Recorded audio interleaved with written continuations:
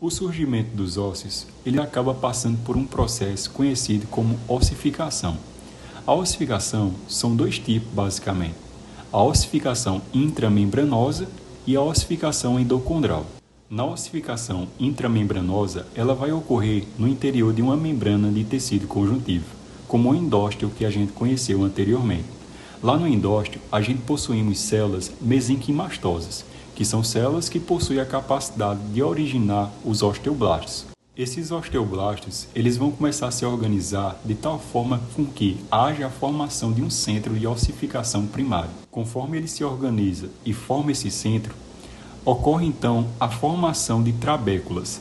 No interior dessas trabéculas, a gente vai encontrar a presença dos osteócitos. Isso porque aqueles osteoblastos eles têm a capacidade de estar sintetizando matriz extracelular. Dessa forma, conforme ele vai sintetizando matriz extracelular, ele vai permitindo com que aqueles osteoblastos se tornem osteócitos.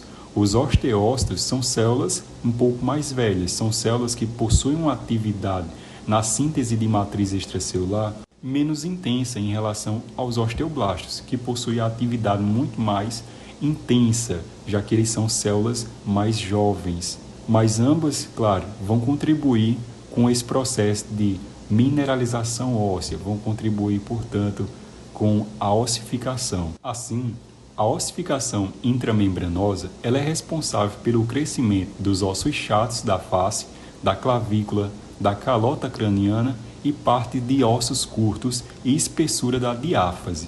Já a ossificação endocondral, ela basicamente vai reutilizar de um molde de cartilagem hialina para formar os ossos longos. O fêmur, por exemplo, é um osso longo e ele vai ser formado a partir de uma ossificação dita ossificação endocondral, onde a gente vai contar com a presença de um disco epifisiário. Lá contém cartilagem.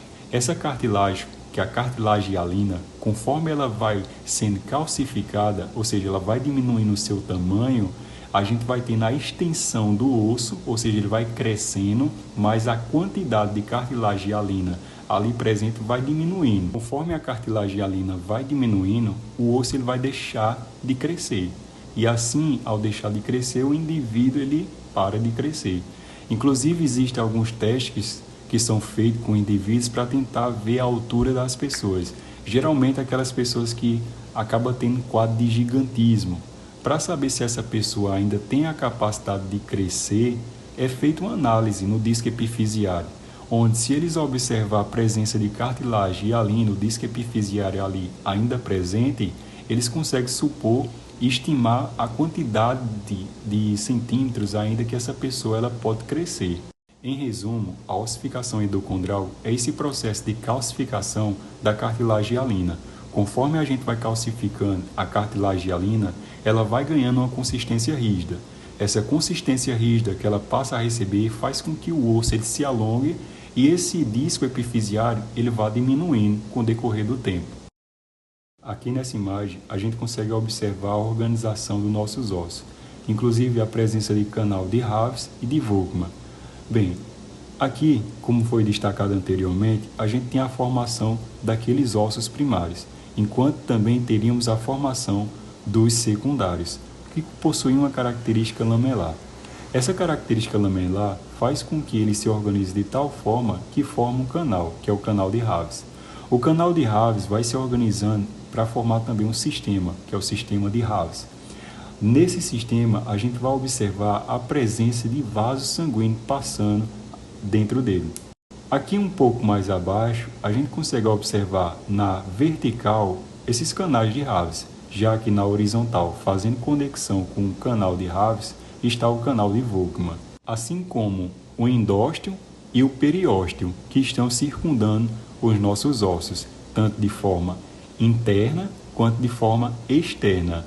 Claro, o endósteo estando na região interna, já que ele é um tipo de tecido conjuntivo que faz esse processo de revestimento dos ossos internamente, e o periósteo que faz o processo de revestimento externamente ao osso, mas ambos são tecido conjuntivo.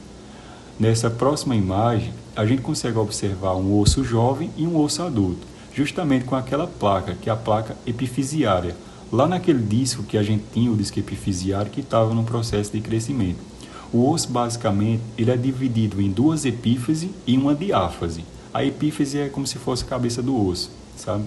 E a diáfase é o corpo dele. O que vai acontecer? Aqui, entre a epífise e a diáfise, a gente vai encontrar a placa epifisiária que está relacionada a esse crescimento ósseo. Já no osso adulto, observe que essa placa epifisiária ela já não está presente, justamente porque o indivíduo deixou de crescer. Mas como ele é jovem, esse disco ainda existe. Como ele ainda está existente, consequentemente, o indivíduo ainda está sujeito a crescer. É claro que o papel do crescimento ele não depende somente disso, mas também de questões genéticas e nutricionais, por exemplo. Já aqui nessa imagem, a gente consegue observar aquele que a gente tinha mencionado anteriormente, que era a classificação macroscópica dos ossos. Classificamos ele em esponjosos e ainda em compactos. Se você observar nessa imagem, o que acontece? A epífise desse nosso osso possui um osso esponjoso. O osso ele tem aqui cheio, ele tem vários buraquinhos. Esses buraquinhos que ele tem presente são as trabéculas. E ele vai conter, inclusive, medula óssea vermelha.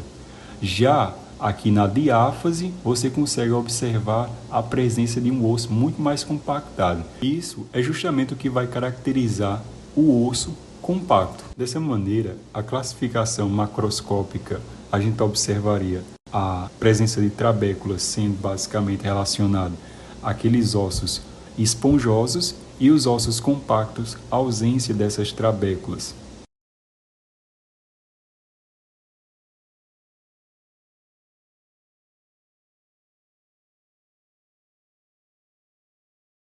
O surgimento dos ossos, ele acaba passando por